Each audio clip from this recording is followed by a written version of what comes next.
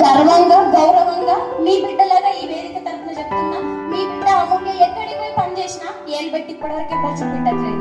అమూల్య పని చేస్తే పర్ఫెక్ట్ గా చేస్తుంది, అమూల్య అంటేనే పర్ఫెక్షన్ అన్న పేరు నేను తెచ్చుకోగలిగిన అంటే మీరు నాకంత ప్రేమను నింపినారు. ప్రతి ఒక్క తల్లికి ఈ వేదిక ద్వారా నేను మీరు సహాయం చేసినందుకు శిరస్సు వంచి నమస్కారాలు తెలియజేసుకుంటున్నాను.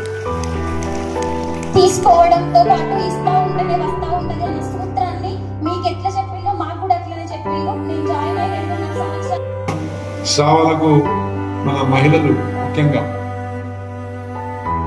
నేను డాక్టర్గా చెప్తున్నా, దాదాపు ఒకప్పుడు మనం 4-5 కళ్ళ వాళ్ళం. అప్పుడు మనం అమ్మాయి పట్టించుకోలేదు. కానీ ఇప్పుడు ఏంటంటే ఇద్దరినే కనేటప్పుడు ఇద్దరు ఒకరు అమ్మాయి ఉద్దేశంతో ఈక్వల్గా గర్భసమానం ఉంటాము.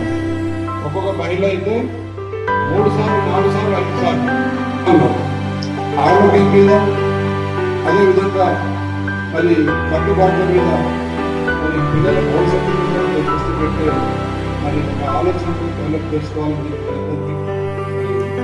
కోరుతూ, తప్పకుండా మీరందరూ మరి రాష్ట్ర ప్రభుత్వం మరి ముఖ్యమంత్రి గారు రేవంత్ రెడ్డి గారు మహిళలకు ఇచ్చే ప్రాధాన్యత, వడ్డీలే రుణాలు కావచ్చు, అదేవిధంగా మీతో ఆర్టీసీ బస్సుల నిర్వహణ, మరి ఐకేపీ ధాన్యం కొనుగోలు కేంద్రాలు, అదేవిధంగా పెట్రోల్ పంపులు, సోడా ప్రాజెక్టు, మరి రైస్ మిల్లు లాంటివి కూడా మహిళలతో పెట్టించే ఒక ఆలోచనతో ముందుకు పోతా ఉన్నారు.